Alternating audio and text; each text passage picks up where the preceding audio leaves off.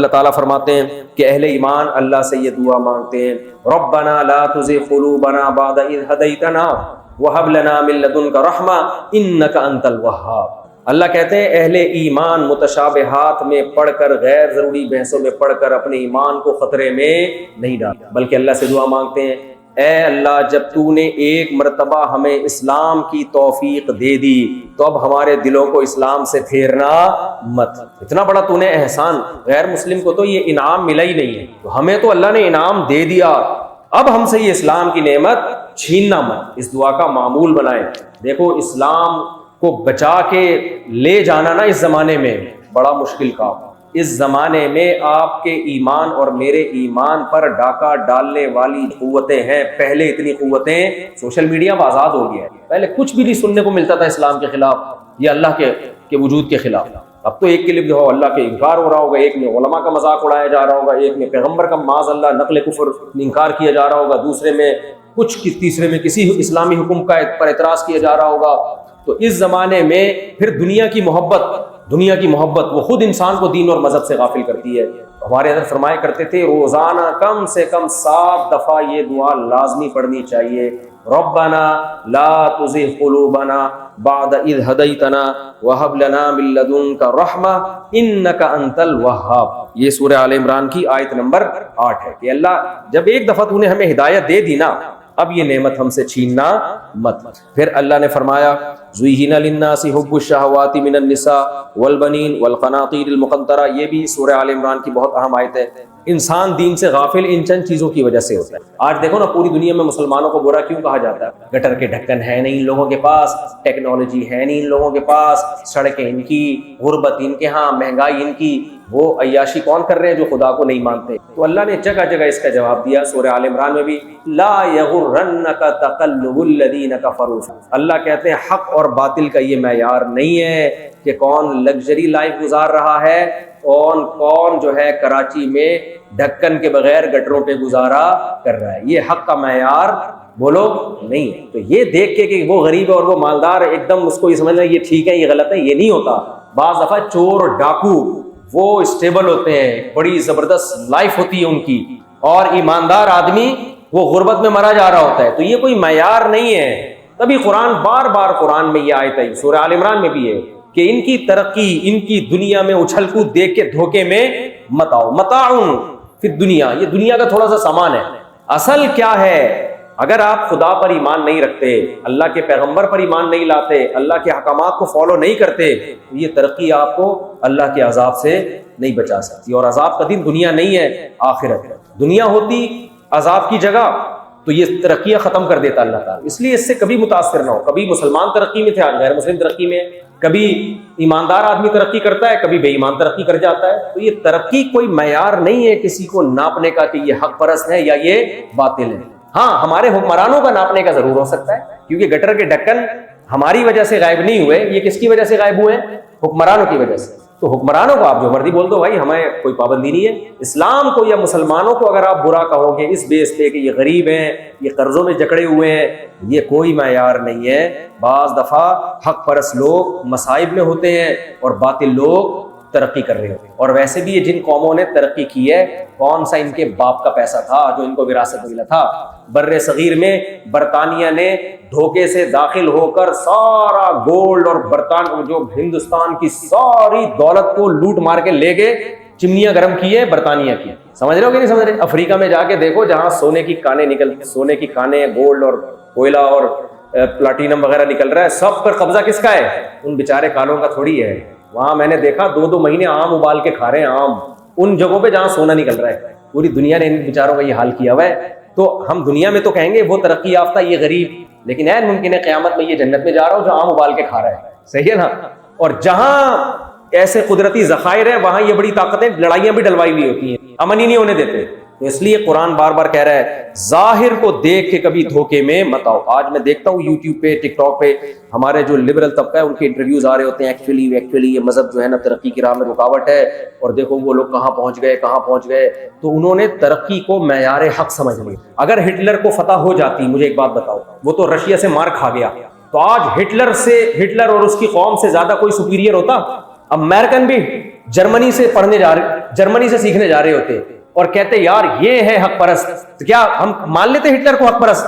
لاکھوں انسانوں کو بے دردی سے جس نے قتل کیا، وہ تو رشیا نے اس کا ستیہ ناش کر دیا، ورنہ آج ہٹلر سپیریئر ہوتا اور دنیا میں حکومت کس کی ہوتی؟ جرمنی کی ہوتی۔ سائنس ٹیکنالوجی بھی ہم انہی سے سیکھ رہے ہوتے، سب کچھ وہیں سے سیکھ رہے ہوتے اور ان کے گن گا رہے ہوتے، پھر ہم کہہ رہے ہوتے دیکھو امریکہ اگر حق پر ہے تو غریب کیوں ہے، اور جرمنی اگر باطل پر ہے تو پوری دنیا پہ اس کی حکومت کیوں ہے، تہذیب کا ٹھیکیدار وہ کیوں؟ بھائی وہ اس لیے نہیں ہے کہ حق ہے، وہ اس لیے کہ ہٹلر نے کروڑوں انسانوں کو لاکھوں کو تیل کی کڑھائیوں میں ڈال ڈال کے جلایا ہے، تو ایسے ظالم کے سامنے کون ٹکتا ہے میرے بھائی؟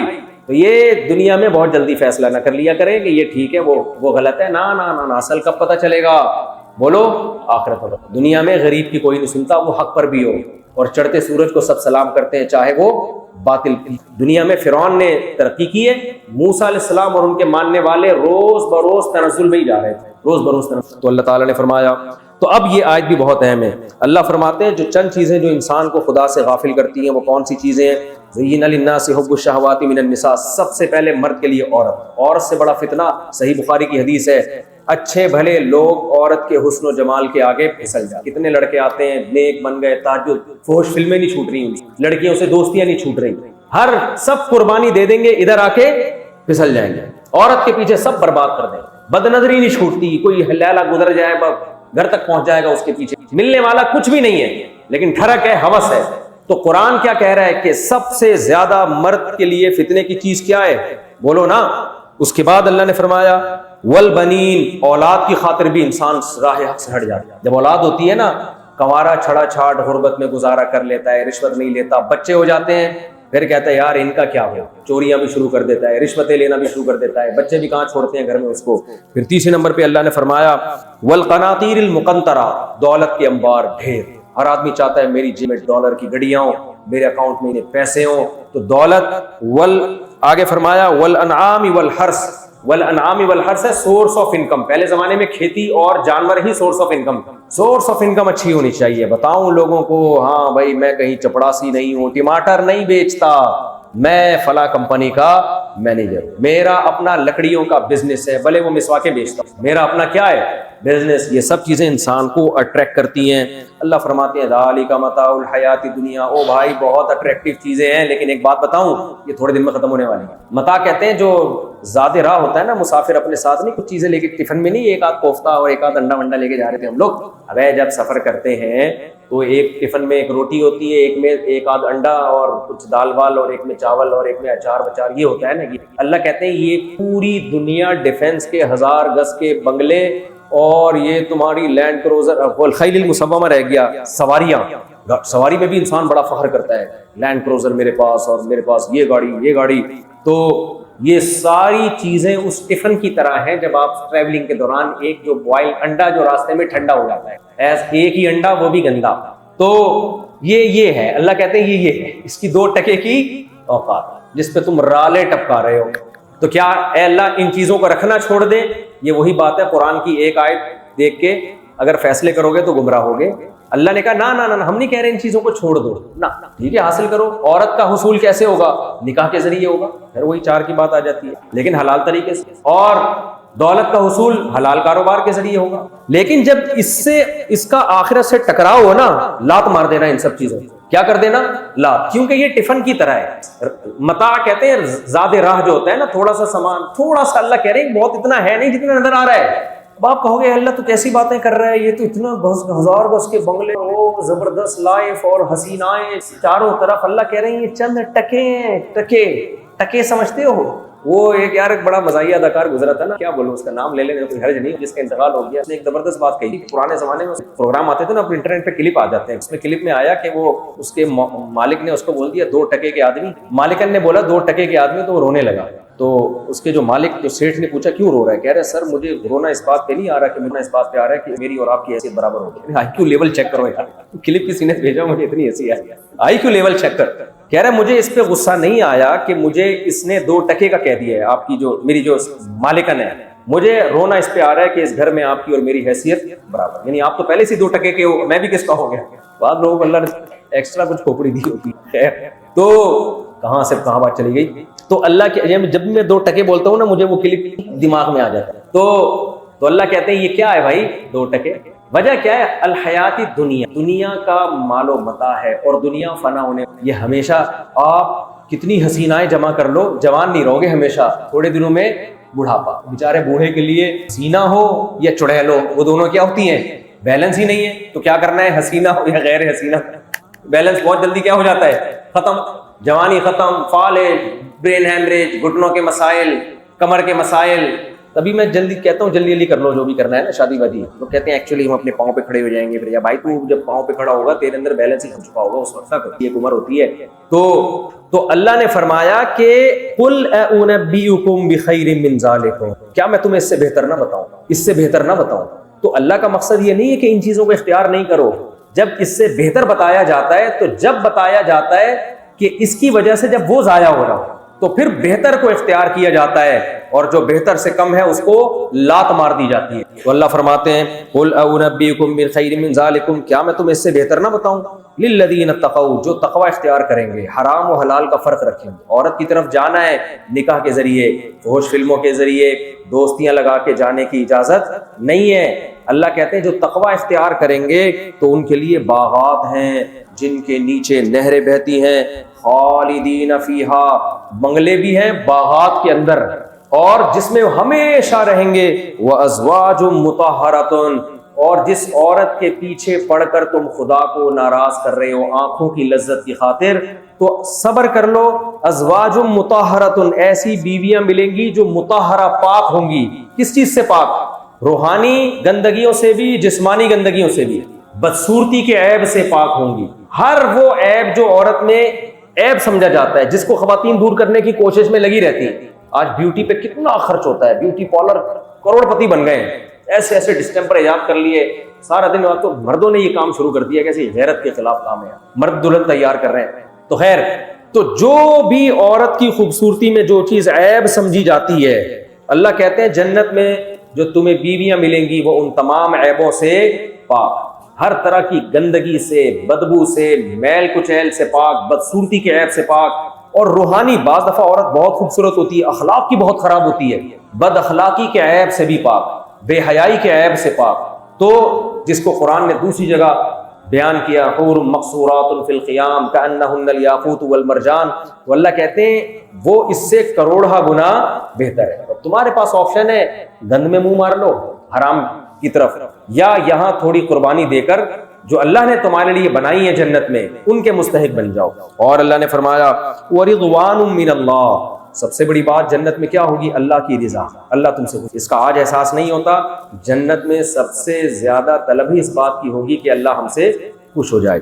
تو آگے اللہ فرماتے ہیں وَاللَّهُ بَصِيرٌ بِالْعِبَادِ، اللہ تمہارے اعمال کو دیکھ، تمہیں پیدا کر کے چھوڑ نہیں دیا کہ جو چاہے کرتے پھرو، بگ بینگ کی پٹاخے کے نتیجے میں نہیں تم خود بخود پیدا ہو گئے کہ چھوڑ دیا تمہیں جو مرضی کرتے رہو۔ دیکھ رہا ہے اللہ تم کون میری بات کو مان کے چل رہا ہے اور کون میری مخالفت کر رہا ہے۔ بس جلدی سے آیات ختم کرتا ہوں میں۔ تو آگے اللہ تعالیٰ نے فرمایا ان اللہ اصطفیٰ آل عمران ان اللہ اصطفیٰ آدم و نوح و آل ابراہیم۔ بس 5 منٹ اور لوں گا پھر ختم۔ تو اس سورہ آل عمران میں اللہ تعالیٰ نے چند بزرگ شخصیات کا تذکرہ کیا کہ کچھ لوگ اللہ کی طرف سے سلیکٹڈ ہیں، ان لوگوں کو تم نے فالو کرنا ہے، باقی علوم تم جس سے جہاں سے مرضی لو، اللہ کو اس سے کوئی غرض نہیں۔ دیکھو آپ کو کاروبار سکھانے کے لیے کوئی ہندو ملتا ہے، آپ سمجھتے ہو یہ اچھا کاروبار سکھاتا ہے، آپ جاؤ ہندو، سمجھ رہے ہو؟ آپ کو سائنس پڑھنی ہے، نیوٹن آئنسٹائن کی تھیوریز آپ کو سمجھ میں آ رہی ہیں، آپ سائنس کس سے سیکھو؟ نیوٹن سے، بولو آئنسٹائن سے۔ آپ یورپ جاؤ، آپ امریکہ جاؤ، آپ یہودی کے پاس جاؤ، جہاں سے چاہو علم حاصل کرو، اللہ کی طرف سے کوئی پابندی نہیں ہے۔ لیکن اللہ کہتے ہیں لائف کن اصولوں پہ رکھ کے گزارنی ہے، یہ تمہیں انگریز، اس کے لیے اللہ کی طرف سے کچھ سلیکٹڈ لوگ ہیں، انہی کو سامنے رکھ کر انہی کو اپنا مینٹور بنانا ہے، انہی کو اپنا پیر و مرشد بنانا ہے، اور انہی کی تعلیمات کے مطابق انہی جیسا بننے کی کوشش کرنا ہے، ورنہ تم کامیاب نہیں ہوگے۔ تمہارا پیٹ خراب ہے، ڈاکٹر کے پاس جاؤ بھائی، چاہے ہندو ہو، سکھ ہو، عیسائی ہو، اس سے کوئی غرض نہیں ہے۔ لیکن حلال کیا ہے، حرام کیا ہے، لیگل کیا ہے، انلیگل کیا ہے، صحیح کیا ہے، غلط کیا ہے، یہ تمہیں نہ ہندو سائنٹسٹ بتائے گا، نہ عیسائی بتائے گا، یہ تمہیں کون بتائیں گے؟ سلیکٹڈ لوگ ہیں۔ تو ان سلیکٹڈ لوگوں کا قرآن بار بار تذکرہ کرتا ہے۔ وہ کون ہے؟ سب سے پہلے آدم، پھر نوح علیہ السلام، ابراہیم علیہ السلام، اور آل عمران جن کی اولاد میں بڑے بڑے بزرگ نیک لوگ پیدا ہوئے، پوری ایک جماعت ہے جو قرآن میں مختلف جگہوں پر اللہ نے ذکر کی، صالح علیہ السلام، شعیب علیہ السلام، یوسف علیہ السلام، یعقوب علیہ السلام، داؤد علیہ السلام، سلیمان علیہ السلام. ان کی زندگیوں میں جو چیز مشترک تھی وہ اپنی زندگی میں پیدا کرنی ہے تم. ان کی زندگیوں میں ایک چند چیزیں تھیں. نمبر ایک، سب خدا کو مانتے تھے. ما کان لنا الا نعبد ما کان لنا ان نشرک باللہ من شیء. یوسف علیہ السلام نے کیا کہا تھا؟ دیکھو ہم پیغمبروں کی جماعت اللہ کے ساتھ کسی کو شریک نہیں کرتے. ایک چیز کامن یہ تھی. نمبر دو، تمام پیغمبروں میں ایک بات مشترک، سب اللہ پہ اعتماد اور توکل کرتے تھے. یہ تمام صفات قرآن میں پیغمبروں کی بیان ہوئی ہیں. میں آیتیں پڑھوں گا تو وقت بہت لمبا ہو جائے گا نا. اللہ پہ اعتماد اور توکل. توکل کا کیا مطلب ہے؟ اسباب اختیار کرنا ہے. نظر کس پہ رکھنی ہے؟ اللہ پہ. اللہ چاہے گا تو ہوگا، نہیں چاہے گا تو کچھ بھی. جب ان کو کوئی خیر کا کام پہنچتا تھا اللہ کی طرف منسوب کہ بھئی کس کی رحمت ہے یہ؟ اللہ کی. جب کوئی مصیبت پہنچتی تھی اپنے کھاتے میں ڈالتے تھے. حالانکہ شر اور خیر دونوں ہیں اللہ کی طرف سے. دیکھو ابراہیم علیہ السلام نے کیا کہا؟ وَإِذَا مَرِضْتُ فَهُوَ يَشْفِينِ. جب میں بیمار ہوتا ہوں اللہ شفا دیتا ہے. حالانکہ بیمار بھی کون کرتا ہے؟ اللہ کرتا ہے. تو یہ تمیز ہے، یہ ادب ہے. آج ہم الٹا کر رہے ہوتے ہیں. ہماری محنت سے کوئی اچھا کام ہو جائے، دیکھا ایفرٹس، اس کو بولتے ہیں ایفرٹس. اور کچھ الٹا ہو جائے، یار اللہ کو میں ہی ملا ہوں، میرے ساتھ ہی الٹا ہی ہوتا چلا جا رہا ہے سب کچھ. باقی تو سب ترقی کر رہے ہیں، میں ہی پتہ نہیں کیوں مجھے ہی دبایا جا رہا ہے بس مسلسل. میں تو نماز بھی پڑھتا ہوں، میں تو زکوٰۃ بھی دیتا ہوں، صدقے بھی کرتا ہوں، صدقوں سے بلائیں ٹلتی ہیں. ہمارے یہاں تو روزانہ بلائیں آ رہی ہیں ان کی. یہ پیغمبروں کی خصلت. بول لو نا. پھر پیغمبروں کی ایک چیز تو بہت خاندانی، کثرت سے لمبی لمبی دعائیں سب پیغمبر مانگا کرتے ہیں. اور جب دعائیں قبول نہیں ہوتی تو مایوس نہیں ہوتے، بلکہ کہتے ہو رہی ہیں قبول.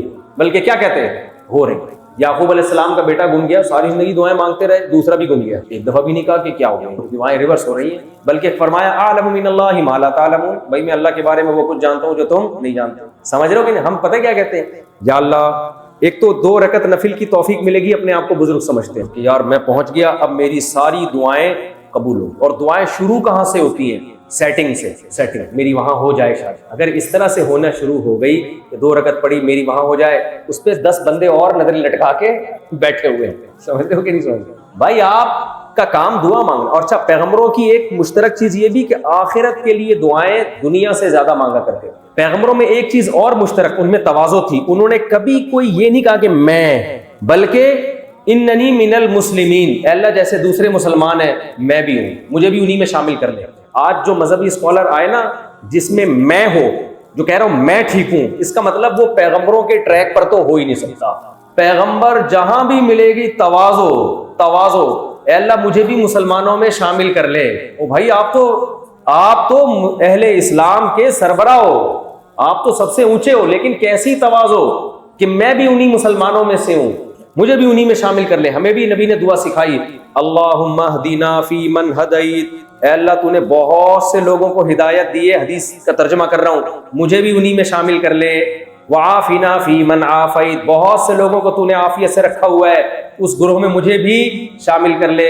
وتولنا فی من تولیت. بہت سے لوگ تیرے محبوب ہیں، بزرگ مارکیٹ میں ہول سیل کے حساب سے ہیں، بہت سے اللہ والے ہیں. اے اللہ وتولنا فی من تولیت، بہت سے لوگ تیرے محبوب ہیں، مجھے بھی انہی کی فہرست میں شامل کر لے. یہ پیغمبر کی دعائیں ہیں. جو یہ سمجھ رہا ہوں نا کہ جس کے بیان سن کے لگے کہ مفتی طارق مسعود ہی ٹھیک ہے، باقی سارے منجن بیچ رہے ہیں، سمجھ لو یہ فالٹ مفتی طارق مسعود کے اندر ہے کہ جس کا بیان سن کے آپ دوسروں سے بدگمان ہو رہے ہو، دوسرے علماء سے. تو یہ خود مفتی طارق مسعود کے 2 نمبر ہونے کی علامت ہوگی. اگر آپ کو کسی عالم کا بیان سن کے علماء سے محبت ہو رہی ہے یہ ٹھیک ہے. باقی 2 نمبر تو بھائی ہر جگہ ہوتے ہیں. پھر لوگ مثال دیتے ہیں، اچھا سب علماء سے محبت کرو تو وہ تو دیکھو مولوی یہ کر رہا ہے، وہ داتا کی نہیں کیا چل رہا ہے مارکیٹ میں. آج ایک کلپ دیکھا صبح میں نے، فجر کے بعد میں لیٹا نا تھوڑا سا آرام کے لیے، تو وہ ایک دم کلپ آ جائے تو ہنسی اتنی آتی ہے نیند نہیں آتی. تو وہ ایک کلپ آیا، اس میں پتہ نہیں وہ کیا سکھا رہے تھے یار. ایک بزرگ ہیں وہ عجیب چیزیں سکھا رہے ہوتے ہیں کیا پتہ نہیں، کچھ صحیح کرنے کا طریقہ سکھا رہے تھے. تو ایک چشمہ لگایا، میں کہتا ٹھیک ہے، ہاں بائک پہ بیٹھنے کا تھا یا کیا تھا. تو وہ جب سکھا رہے دوسرا کہہ رہا ہے ٹھیک ہے. پھر آگے ان کا بیان ہے، پھر ایک بندہ پاپڑ کھا رہا ہے نا، پاپڑ کھاتا وہ یوں گھور کے دیکھ رہا ہے. وہ ایسا ایکٹنگ کر رہا تھا کہ جیسے بہت غور سے نا سن رہے ہیں. میمز بنانے والے بھی بڑی محنت سے بناتے ہیں. وہ اسٹائل جو تھا نا، تو بھائی علماء کو فالو کرنے کا کہا ہے. یہ جو اٹھے وہ علماء ہے بھی نہیں، اور علماء میں بھی اہل حق بھی ہوتے ہیں، اہل باطل بھی ہوتے ہیں. یہ تھوڑی کہ جو بھی اٹھائے وہ مولوی بن گیا. اور تو لیکن یہ نہیں ہو سکتا کہ آپ کسی کا بیان سنیں، آپ کو اس کے علاوہ سب غلط لگنا شروع ہو جائیں، تو یہ نہیں